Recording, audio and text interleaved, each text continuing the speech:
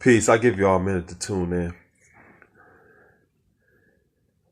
I wanted to elaborate a little bit more on the Facebook Live that I put up earlier where I was discussing my Atlantis School for Gifted Youngsters, Boys as Allies, Rites of Passage program.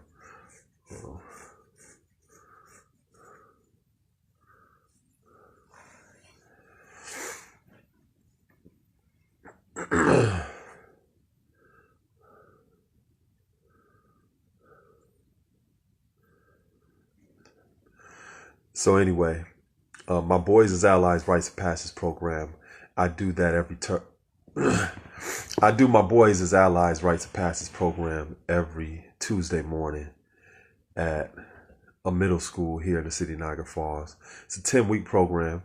And then once I do it for 10 weeks at that school, I'm going to be doing it again at a different school here in my city. And the purpose of my Boys as Allies Rites of Passage program is to help build leadership as well as equip our young boys with a sense of what are healthy ideas about manhood, masculinity, how to relate with their peers in a positive way, and basically help encourage them and put them on the right track in terms of civilization and being the type of young men who grow into men who are respectable within their families and within their communities.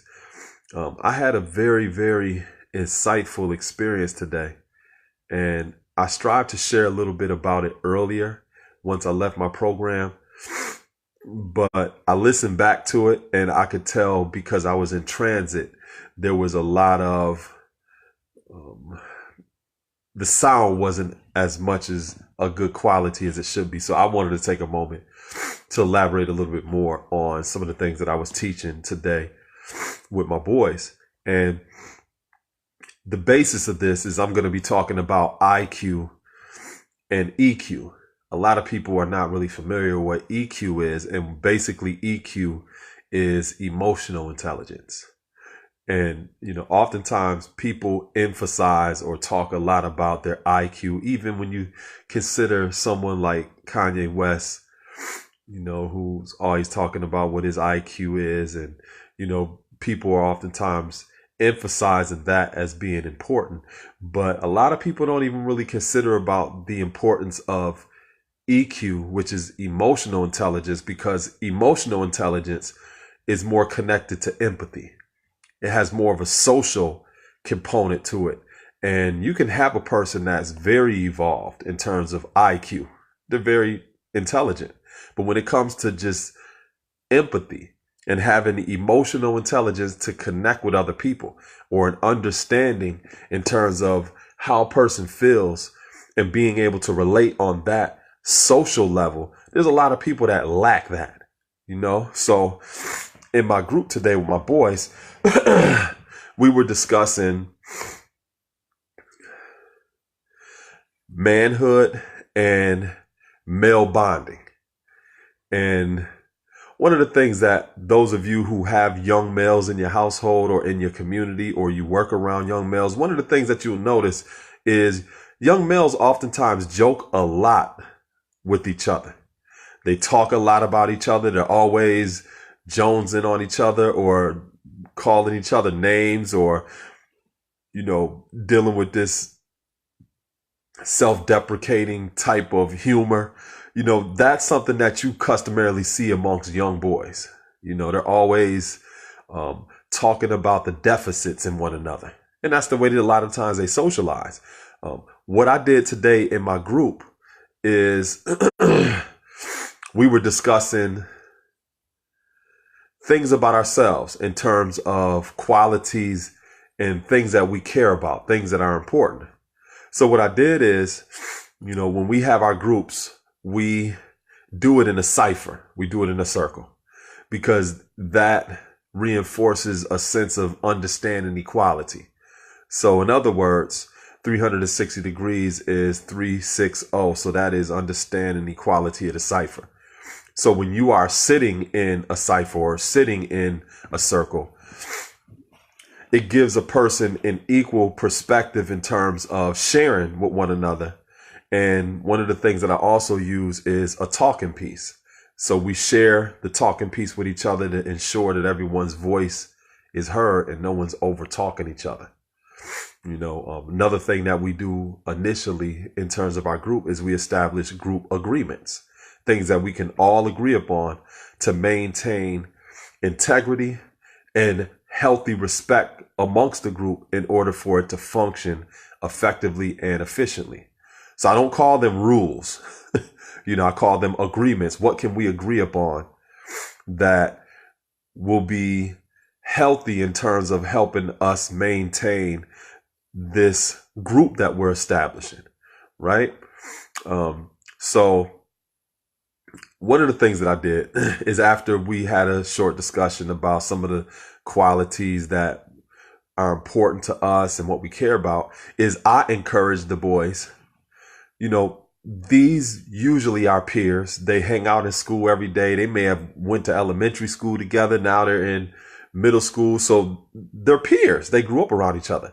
So what I did is I encouraged them, share something positive about one of your boys, one of your peers.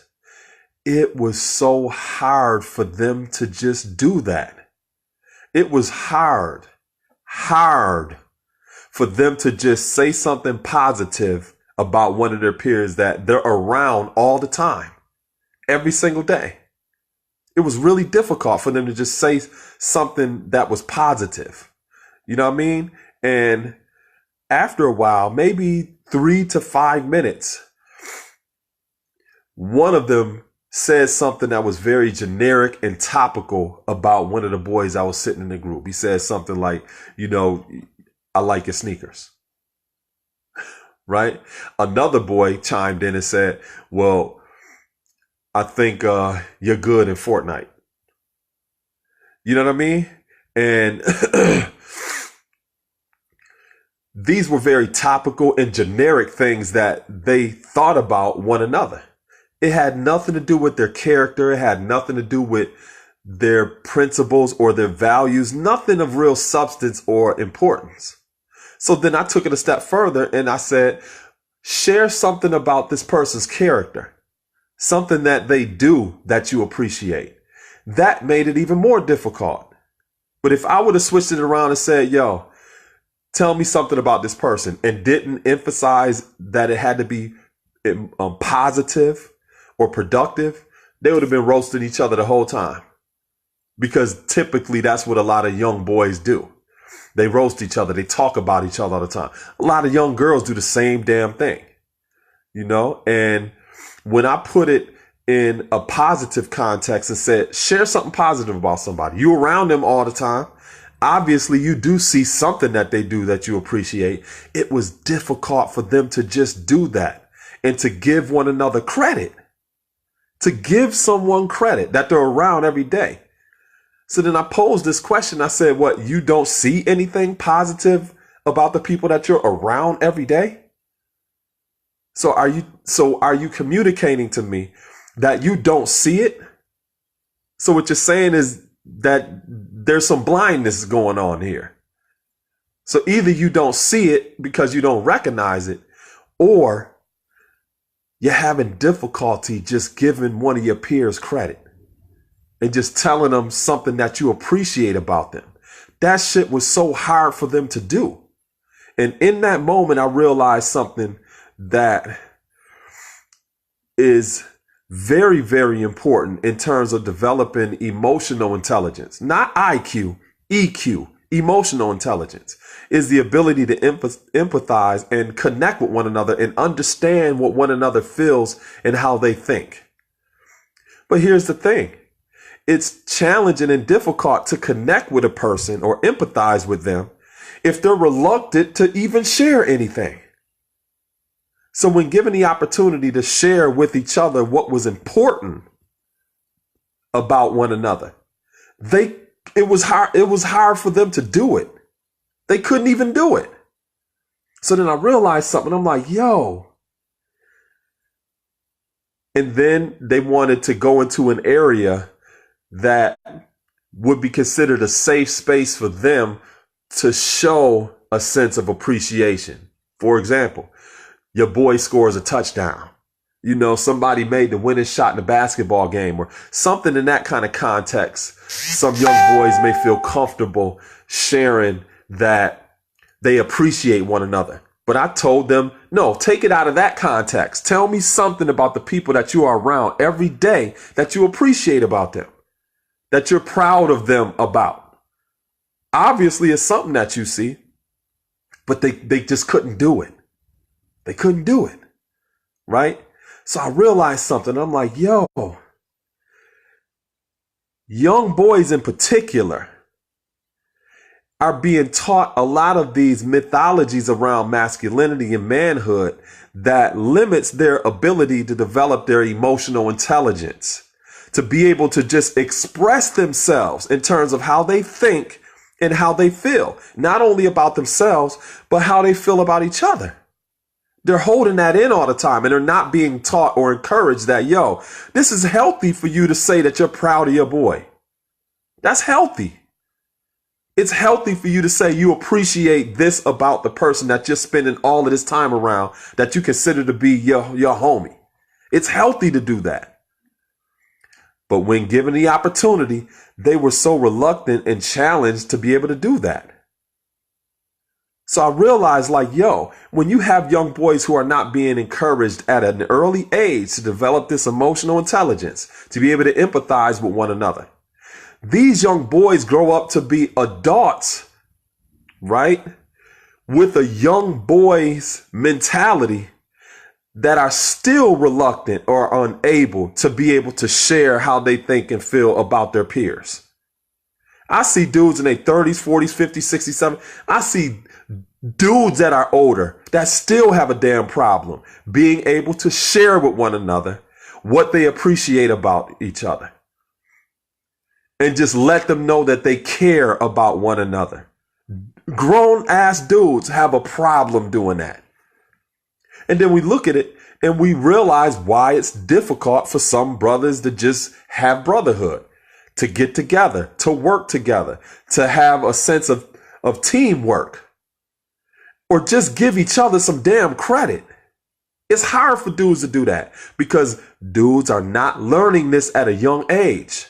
So they get older and all of this egotistical shit that you see is a straight derivative of young boys that have never been taught to develop their emotional intelligence. They've never been taught to learn how to express how they feel in a healthy way and that it is okay to tell your brothers that you appreciate them and that you're proud of them for the things that they're doing. They live their whole entire lives not being able to do that. So it's not like when they become older or an adult that some switch is just going to come on in their head. Now they're automatically going to be comfortable saying, you know what, brother, I love you. Or tell their sisters, I love you. And you see why it's so challenging to even be in such a proximity to each other where you are able to empathize and feel that sense of love and connectedness. Because males in particular are not being taught that it is okay to express how you feel and how you think about yourself and with one another. It's okay to do that. So a large part of what I'm doing with my Rites of Passage program is developing these young boys' emotional intelligence. So a part of that, in terms of them learning how to empathize with one another, is developing their sense of self-awareness. To learn to be in tune with how you think and how you feel. So then I brought this to the table and I said, okay, so since people are not really sharing with one another what they think and how they feel or what is important or what they care about, how do you learn that about one another if you're not expressing it? How do you learn that? So then I went around and I asked some of the boys, share something that's important to you. One of the boys said, my grandmother and my mother, right? All of the other boys in the room didn't know that. So then I asked them a question. If you never expressed that or shared that with your peers, how would they even learn that about you? That your grandmother and your mother are important and you care about them. So they thought about it. They didn't have too many answers. And I said, has someone learned about things that are important when someone overstepped certain boundaries? So I said, here's an example. Somebody may find out that your mother is important by talking about your mother. That's how they know that your mom's important. So now, through that expression of disrespect, you're learning about what's important, what is valuable to you, what you care about. So you're learning these things under these circumstances, as opposed to learning to express those things in a healthy way with your peers. And that is one of the reasons why you constantly see conflict and drama and fighting and all of this other devilishment going on amongst people. Because a lot of times people are not learning how to express themselves, how they think and how they feel in a healthy way. And because of that, you're only going to learn these things by overstepping boundaries that you don't even know is there. That's the only way you're going to learn that. Just like I said in the group, somebody may find out that your grandmother and your mother is important by talking about them one day. And then what is the possibilities when it comes to a person talking about your grandmother and your mother? What is the outcome of that? A fight may happen. Somebody might get punched in the face. Okay, so now that is how they learned that your mother and your grandmother were important, by getting punched in the face. And that is how they learn where those boundaries are, which is going to cause an entirely different set of mental issues, because they won't really connect with people, and we need each other. Absolutely.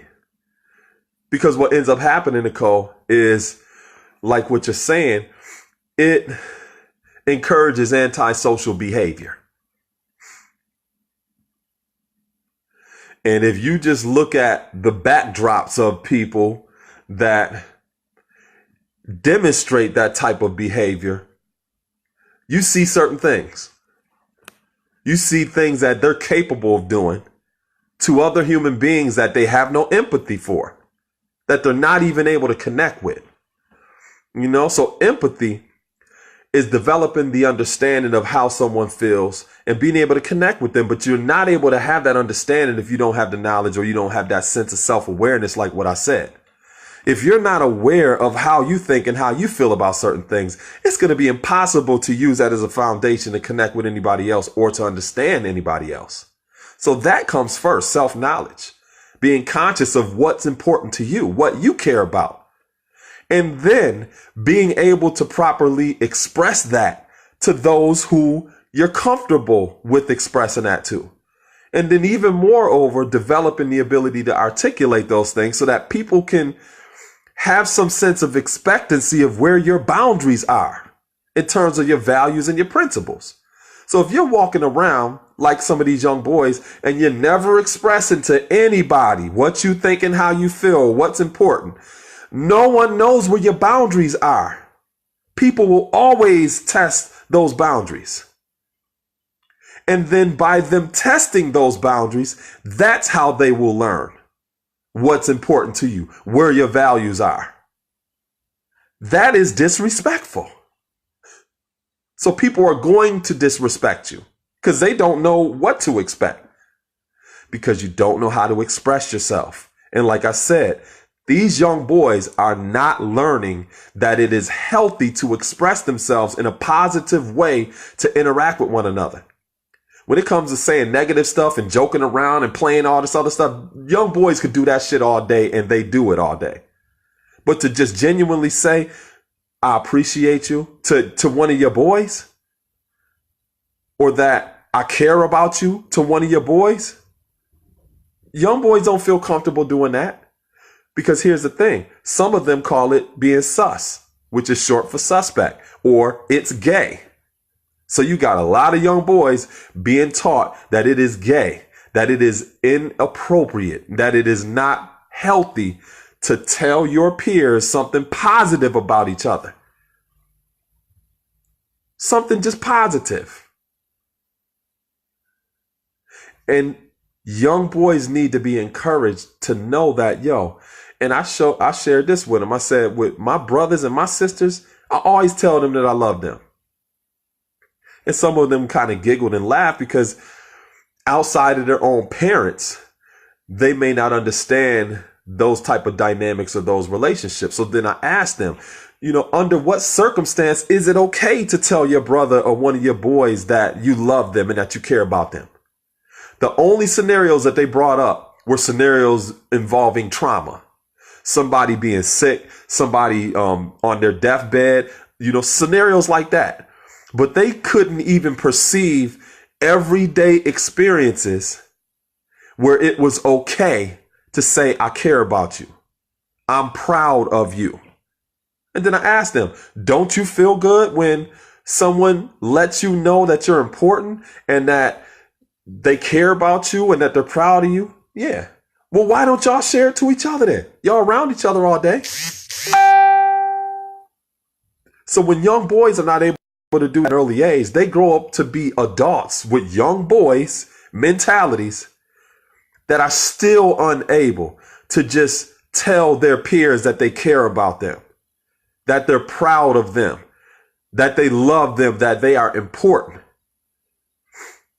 And they're reluctant to share that. And when they are, it's also challenging to even have any kind of social equality, to come together for one common cause, to even share proximity in terms of space where love, care, and all of those different qualities are of the highest value or are of importance. It's challenging for dudes to see that. So when you see so-called grown men who just can't get their shit together or work together or to just give each other credit, you could trace that all the way back to little boys that have never been taught that it is okay to give your peers credit, to let them know you care about them, that they're important, that you're proud of them. Those of you who got young boys in your family, if you have those relationships with young boys in your community, start having these type of discussions and encourage them that it's okay to acknowledge the positive qualities in their peers. Not to just acknowledge it in a nonverbal way, but to tell each other that. It's healthy to do that. So today we were just dealing with the importance of EQ, which is emotional intelligence, as opposed to just the emphasis all of the time on IQ. EQ is very, very important, and EQ, like I mentioned, is about investing in developing the ability to empathize with one another, to have the understanding of how one another feels so that you can connect with them on that level, right? But in order to arrive to that point of understanding, you got to have a foundation. You got to have a sense of self-awareness. And it is through that foundation of self-awareness of knowing how you feel and how you think that now you can start developing the ability to manage and control your own feelings, your own emotions, because now you're learning how to be in tune with that. There's people that have suppressed their emotions so long and for so much, they don't even know how they feel.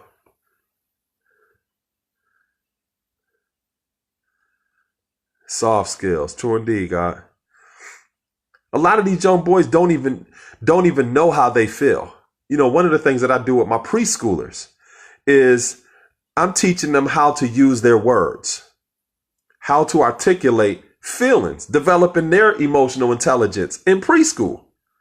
So a good way to do that with younger children is you can use emojis. Get a chart with a bunch of emojis on it and encourage them to be able to articulate what some of those emotions or emojis represent. You know, frustration is different than anger. Sadness is different than anger. A person has to be able to relate and understand these differences and be able to articulate those differences. You know, a lot of times we may see young boys and what we think is frustration or anger, that shit is depression. It is depression. Underneath all of that, that's what it is. And if we're not able to comprehend or understand what that is and where it's coming from, how can we empathize? How can we connect? How can we understand? Which means there's going to be a difference in proximity just on an emotional level. And like Nicole was saying, when a person is under the impression that they're all alone, that this is just how they individually or personally feel, and there's no one that they can talk to, a lot of things can come out of that. A lot of decisions can come out of that are not positive. Because where are they getting the positive support and reinforcement from? Nobody's connecting with them. No one's empathizing because they're not able to recognize what those emotions actually are. You know, this is important. This is important, and we need to start having these discussions with our young boys so that they can develop their emotional intelligence or their EQ to the point where they have some balance with what's always being emphasized with IQ. You know, that's cool, but if you're not able to connect with somebody, that means nothing. That really means nothing, you know? So in terms of developing the empathy that goes along with emotional intelligence, you got to have self-awareness. You have to be invested in exploring how you feel and what you think about certain things, you know, and that is a large part of what knowledge of self is. It's a never-ending inner journey where you're really learning about, you know, how certain things feel to you, you know, what certain things trigger you. You know, why certain things trigger you. That is a self-analysis, a self-diagnostic that you put yourself through consistently. You know, and then from there, now you learn to be able to manage those things and consider ways that you can manage those things. But though that's the knowledge and the wisdom that lays the component parts of what the understanding is, you know? But like I said, a lot of young boys, and I think about this just even on a physiological level. I just mentioned how working with some of these young boys, they found it very difficult and challenging just to say something positive about their peer. Not something that was generic and topical in terms of positivity, like I like your Jordans, you know what I'm saying, or something like that. I'm talking about a quality or something that reflects their character that they appreciate about their peer. A lot of these boys found it difficult to do that and just express that to each other and understand that it's healthy to be able to do that. So now think about that even on a physiological level. If a person is walking around holding that in all the time, holding that expression in all the time, that's no different than boys having this mindset like it's not okay to cry. So you have a lot of these young boys that are suppressing emotions daily. They're not able to feel that it's okay to express themselves. Do you know what that's doing to you on a physiological level? When you are not willing and able to express yourself and how you feel, how you think about certain things.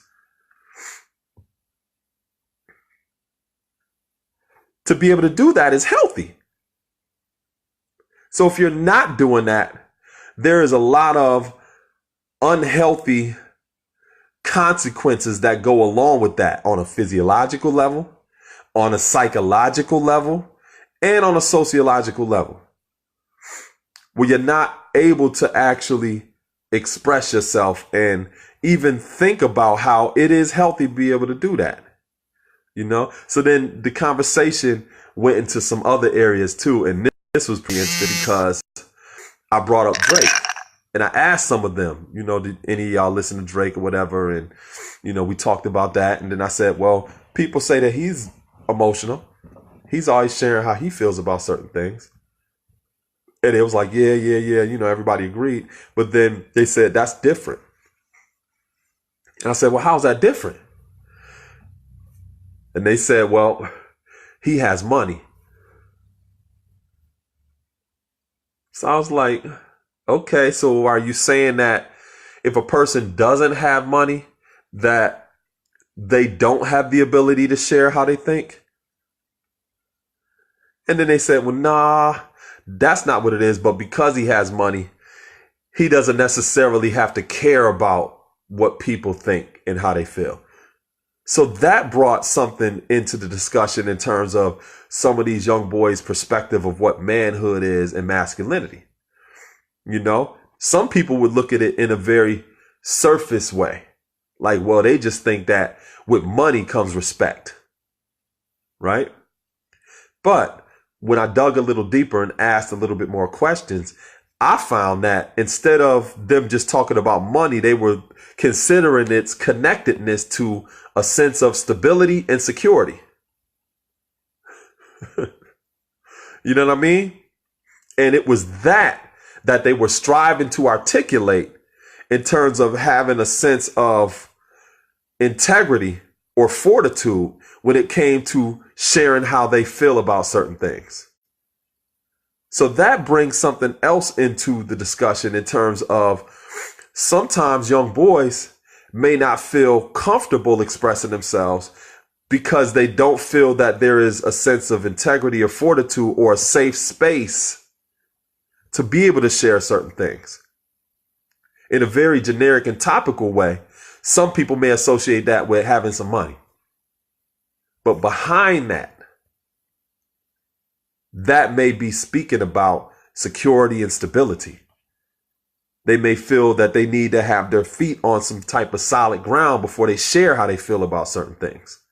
And that is one of the reasons why I have the Boys as Allies Rites of Passage program, because it creates that type of safe space for young boys to be able to learn that it's healthy to be able to express themselves, and then also learn to develop certain skills to be able to navigate in this society while maintaining the integrity of their masculinity or their manhood, and not being made to think or believe or feel that they have to be anything other than themselves. So in part, that is also teaching them healthy ways to relate with one another, to be leaders amongst their peers and show them how to navigate in this society in a healthy way. But then moreover, be able to connect with their counterparts. What is a healthy way in terms of masculinity and manhood to relate with young women? Because they need to learn that as well. That's a very tough foundation to reverse. All praises due. True indeed, God. I mean, Divine, you see it every day. You know what I mean? You in the school district just like I am. And from our discussions, you be adding on the exact same way. But if they not getting it from us, a lot of times they're not getting it at all. So willfully, the things that we building with them about can set them on a trajectory where as they become older and reflect more upon some of the things that they're learning in our midst, that they will in time see the value and the importance of it,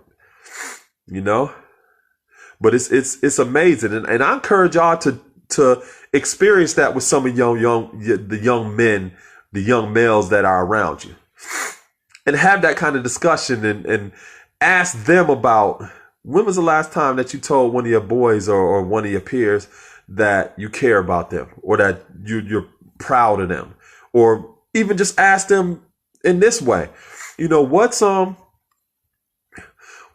what you like about so and so? What do you value? What's important to you about this person? Watch how difficult it is for them to even come up with some ideas in a positive way about their boys that they be around every day. That they're around every day. And it's challenging for them to just say something positive about them. and give them credit. There's no wonder why, as these young boys get older, they still find it difficult to just give their peers credit. And they be in their damn 20s, 30s, 40s, 50s, 60s, 70s, and they just have a hard time giving their boys or other males, credit for something. Just give somebody credit and be genuine about what you appreciate about them. It's hard for some dudes to do that. And then we wonder why we don't see certain people working together. You know, a lot of times we say, well, it's egos being involved, this and the third, blah, blah, blah, blah. Yeah, that's part of it. But a lot of it goes all the way back to their childhood, where they've never been taught that it is okay to express themselves. To cry is okay. It's all right to cry.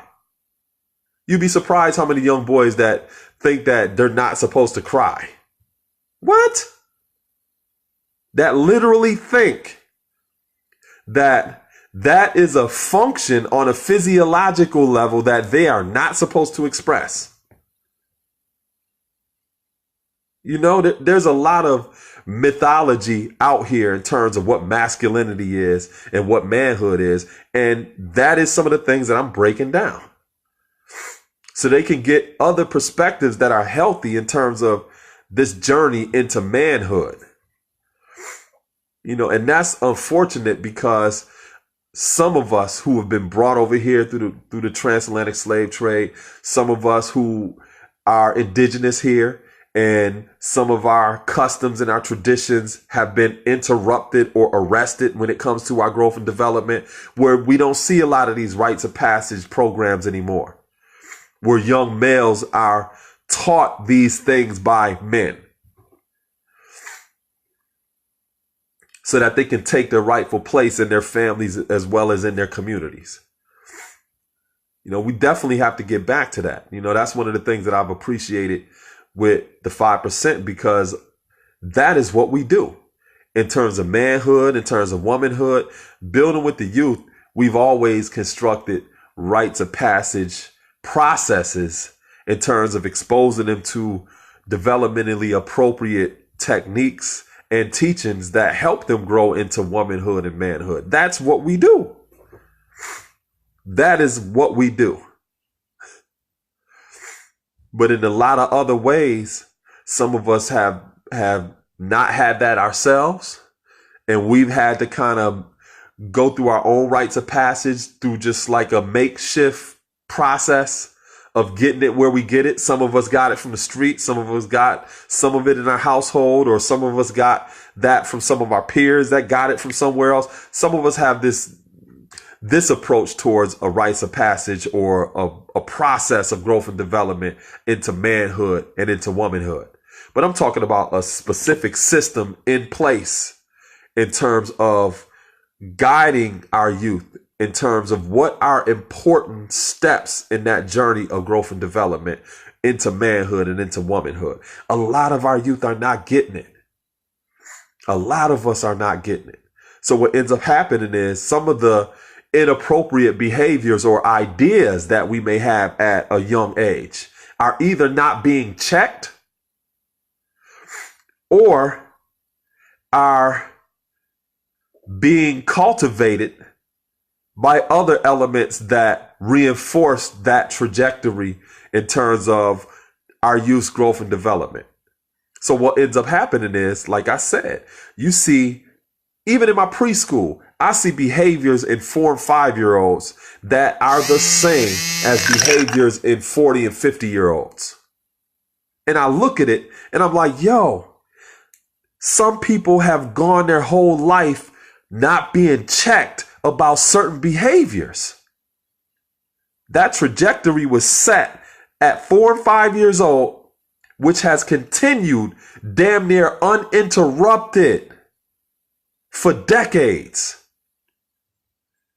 The same exact way one of my 4-year-olds throw a damn tantrum when they lose a game of musical chairs, I see 30-year-olds throwing damn tantrums when they lose a game of this or a game of that.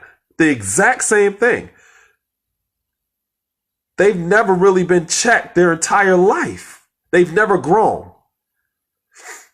And then at the same time, I'm sure those of you can relate to people that you grew up with that might have been bad as hell in that elementary school, where you was like, yo, this person either gonna end up in jail or dead or killing somebody or something, where you've seen people in elementary school that were on a trajectory that you thought would lead them to jail or to killing somebody or being dead themselves. But you also have recognized that some people, something happened in their life to redirect them. Something significant has happened in their life where they don't end up there. Their whole trajectory changed for some reason. And if you sit down and you talk to them, you'll realize like, yo, I can see how their course has been redirected. Somebody checked them, or life itself checked them. And that's one of the roles that we have to play amongst our youth, not just in our family, but youth in our community. I'm not saying you just go out there and just grab somebody up and set them on a different course. If you do that, hey, and you get the permission from their parents and guardians, that's peace. But you can start where you're at. Start having these conversations with our youth. And here's the thing. I mentioned earlier about, in terms of emotional intelligence, it helps develop empathy, which is understanding feelings and how to connect with one another. That understanding has to start with knowledge, which is the foundation or a person's sense of self-awareness. This is a very easy way where you can start developing the youth's sense of self-awareness, because that foundation is knowledge. Knowledge is a compound word. Know and ledge. An easy way to teach knowledge to the youth is to ask them questions that takes them to the ledge of what they know. Ask them questions they ain't got no answers for. You ain't got to give them the answers. Just make them think. Because what's going to end up happening is when they get to that ledge and look over, because all of the things that they thought, all what they thought they knew has a said birth record to it. It has some limitations. So just by asking certain questions and getting them to have the possibility of considering something beyond where they are unable to go is a way for you to share knowledge and strengthen their foundation. Because what's going to happen next is either they're going to go explore and get them answers, even if it's to strive to prove you wrong. You've encouraged them to go on a quest, because a part of a question is a quest. You sent them on a quest to investigate because they just ain't got no answers. You took them to the ledge of what they know. So knowledge isn't necessarily just sitting back, dropping jewels on somebody and telling them a whole bunch of stuff. Sometimes knowledge is just asking questions, because those questions send a person on a quest. And that quest is going to lead them to the ledge of what they know. Knowledge. So here's one of the things that I did today in this regard. Some of the boys, they were talking about it's not okay to cry. They never going to cry about this, that, and the third, blah, blah, blah, blah. And I was like, well, they got into this discussion about girls. Oh, I ain't going to never cry about no girl, this, that, and the third. And I'm like, well, what if you really care about her? What if you really care about her? And it didn't work out. You broke up or something like that. Do you think that it's possible that you might cry about that? That you would feel something about that? I don't know. Well, I took them to the ledge of what they know, because obviously they haven't had that life experience yet. They haven't experienced that yet. But I got them to at least look over that edge, to look over that ledge based upon what they know in their life. And that is one of the ways that we can actually teach people knowledge and help them edify or develop some sense of integrity and fortitude when it comes to their foundation. not just telling them a whole bunch of stuff, but asking questions. So my Boys as Allies Rites of Passage program is not about me just doing a whole bunch of talking and informing them about stuff. I do a lot of facilitated dialogue. Just like if you go back and you listen to the way that I engage them, I'm asking questions. And sometimes I repeat what they say for clarity purposes, just so they can hear it out loud about what they just said. So, for example, the one boy that said, I ain't gonna cry about no girl and all this other stuff, blah, blah, blah, blah. He trying to act like he a G and all that. And I was like, so you're saying that you would never cry about a girl? Do you think that it's possible that you may feel that deeply about somebody that, and then I asked him this question too. After we had this discussion about how young boys are not being taught to really express themselves and recognize their emotions and their feelings and be able to articulate this, that, and the third, I asked them this. Now, this is peep this.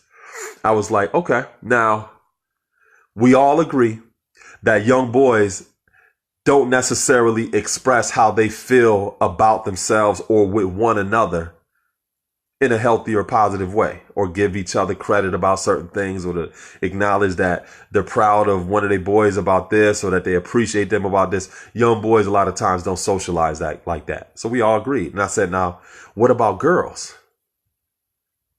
Are they much more expressive or in tune with how they feel or their emotions? Do they share more than boys? They all agreed. Yeah, girls agree, blah, blah, blah, blah. Girls agree, girls share. And I was like, okay, so if girls are much more expressive, which means they may be more in tune with how they feel and expressing that, do you think that it's possible that girls have the ability to move you on the emotional level or to pull out of you certain feelings? So they thought about it, and some of them was like, yeah. And I was like, because we just agreed that a lot of times we don't share that. Girls do. So they're more in tune with being able to share those feelings or those emotions. So do you think it's possible that they have the ability to share or to pull some of those emotions or feelings out of us? It was like, yeah. And then the dude that's a G, nah, they can't, they ain't gonna do this and the third. And I was like, well, and I'm not just necessarily talking about, if you broke up or something, if you feel hurt, in terms of crying. I ain't talking about that. I'm talking about, what about jealousy? Is it possible, do you think, that a girl is able to pull that emotion out of you to make you feel that way? No, I ain't going to this, that, and the third. So I looked at the other boys and I'm like, yo, when your man go through something, I'm telling y'all this today, please be there to support him. Because he doesn't think that some of these things are not possible. So please be there to support him when he goes through some experiences, But then one of the other boys in the group stepped in and said, yo, but what about if she bought you, I think it was Black Ops 4, the new game that dropped or whatever. What if she bought, you this, that, and the third, blah, blah, blah, blah. How would you feel about that? And he was like, yo, I'll be happy. You know what I'm saying? I'll be happy. And I'm like, okay, so what you're saying is that she only holds the ability to pull the emotion of happiness out of you. She has no ability to be able to pull any other emotion out of you. Right? That's what you're saying? He didn't have no answers for that. So that's what I mean in terms of knowledge being a compound word. Know the ledge. You take a person to the ledge of what it is that they know. So being a man or a woman of knowledge is not just necessarily about going around sharing different ideas or telling a person a whole bunch of things. Knowledge is not just information. Knowledge is also awareness. because that's what know means. Know means to be aware. So a way to help people become aware of certain things is oftentimes using the facilitated dialogue approach, asking questions and encouraging a person to draw their own conclusions, because it's really their process in terms of knowledge itself. It's not about you putting something in, and that's where people get it twisted. When they think of education, they think that you going to school and education is putting a whole bunch of information in you that you can regurgitate. That's IQ. Like I said earlier, that's not EQ. That's not developing emotional intelligence or empathy or anything like that. That's not a socialization process. That is dogma. You know what I mean? And that is not equivalent to education. Education comes from the Latin root of ducere, which means to draw out. So a real education process is drawing out of a person what is already there. You're drawing out of them. And in order to draw something out of a person, you got to ask questions. So the word question has the word quest in it. You have to send them on a quest by asking them questions. And that is what allows them to draw out of them what's already there. So in terms of rites of passage, that is why in a lot of indigenous societies, when a child would turn a certain age, they would send them out from the tribe. They would send them on a quest.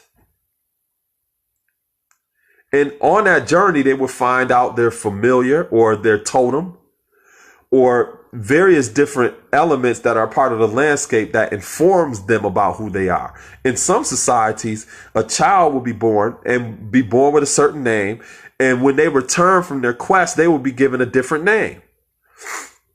The same way in a biblical sense, when Jacob was wrestling with an angel all night and his name was turned to Israel. You know what I mean? So yeah, so it's important to be able to have these processes, because it's not about us making our youth think something. It's about us being able to encourage them to think for themselves. You know what I mean? Another example is when I give like facilitated dialogue tours at our Underground Railroad center. There's a section in our Heritage Center where we discuss the changing landscape of freedom in this country based upon laws and the importance of why we should be conscious or aware of legislation or the political process, because laws and the people behind the laws who craft this legislation literally change the landscape right beneath your feet. Think about in New York State when that non-smoking legislation was passed, right? They gave some people some time beforehand to let them know that this was eventually going to pass. But for some people who were not aware of that political process, it actually appeared as though overnight you were not allowed to smoke in certain places anymore. Overnight. That literally changed the landscape beneath their feet. And the less informed a person was about that legislation, they were also uninformed about how it shifted the landscape beneath their feet. So in one part of our Heritage Center, we talk about that change in landscape of freedom in this country, starting in 1776 when this country was founded. And then we go through various different segments of the history of this country. So, for example, between 1799 and 1827, a lot of the states that joined into this country also began to abolish slavery. So that changed the landscape from 1776, because in 1776, if you wanted to seek freedom, then there were literally certain places that you could not go, because slavery was all in the colonies as well as Upper and Lower Canada, because it was still part of the British Empire. It was still a part of advocating slavery. So there was literally no landscape that you could have gone to during that time. But then when you get between 1799 and 1827, when certain states begin to join into the Union, some of them begin to abolish slavery. So that gave freedom seekers a sense to get to some of these sanctuary states where there was some freedom on a state level. But then that landscape changed drastically in 1850 when the Fugitive Slave Act was passed, because now that federal law gave enslavers the power to come to any free state and reclaim anybody that left. So you could have left Virginia in 1825 and been living in New York for 20 years. And then by the time the Fugitive Slave Act was passed in 1850, you might have been living in New York and had 4 children, a home, a business, living in the community. With the passage of that Fugitive Slave Act, it put everyone at risk, because that enslaver from Virginia could walk right up to New York 20 years later and reclaim you, your children, and everything else, because they still own you, right? That changed the landscape drastically. So I talked to them about that. And then I get to the point where I discuss when slavery was abolished in 1865, you eventually had a ratified 13th Amendment. That 13th Amendment says no more slavery or involuntary servitude except as a punishment for a crime. I don't tell them what that means. I ask them, what does that sound like to you? That once slavery was abolished, now you had this 13th Amendment that says no more slavery or involuntary servitude except as a punishment for a crime. What does that sound like to y'all? And they draw their own conclusion and they say that sounds like prison. That is the conclusion that they've drawn. That is the quest that they have taken based upon the question that I asked. Now that they've drawn that conclusion, I can elaborate on that further. Well, yeah, that's one reason why the United States has the largest prison population out of any country in this world. That is also why you have the privatization of certain prisons, and they have labor that is people making pennies to produce a lot of the everyday household items that you see in your house. That is a reason. And then I go into those various different discussions. But if I were to just draw that conclusion myself, right, a person could deny that and say, oh, they don't see it, because that could be my understanding. I drew that conclusion. But here's the thing. In order to help a person understand, you got to give them the knowledge. And in giving them the knowledge, you send them on a quest by asking them questions. Take them to the ledge of what they know. Encourage them to draw their own conclusions, because once they gain that knowledge and start drawing their own conclusions, then they can make decisions or judge things based upon what it is they know. That's knowledge and wisdom. Then it's an easy segue into understanding. That all starts with a quest. And that quest is a part of the type of questions that you ask. That's why it's oftentimes said that a wise man or wise woman is not necessarily known by what they're telling you, but by the questions that they ask. That is how you discern where a wise and a wise woman is, you know? So I just wanted to take a moment and just build a little bit about my my program, its importance, what I'm actually doing. And then, you know, for those of you who are in different areas, eventually I'm going to be going to different places and doing workshops. You know, once I figure out a good way to be able to share this type of information, which is a very efficient and effective way, because my program itself is 10 weeks. So each week I focus on a different theme related to manhood and masculinity. And that's one of the reasons too why I haven't really done it in different states yet, because it's a 10-week program and I haven't figured out yet how to really consolidate that in such a way where I can do maybe a day-long training or workshops or something along those lines, which gives a person all of the critical aspects of my program in a different area or a different state, as opposed to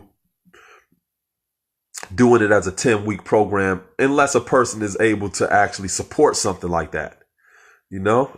But from time to time, I'm going to come on and share some little bit of backstory about what that particular class is going to be about, you know, the theme and what we discussed. And then also encourage those of you to use some of the elements that I'm sharing in terms of where you're actually at with the young males that are in your family, the young males that are in your community, the young males that you are working around. A large part of that is starting to encourage them to develop these type of discussions around healthy conversation with their peers. Healthy conversation, and encouraging them and letting them know that it's okay to tell your boys that you're proud of them, that you appreciate them, or to even name some of the qualities that you appreciate about them.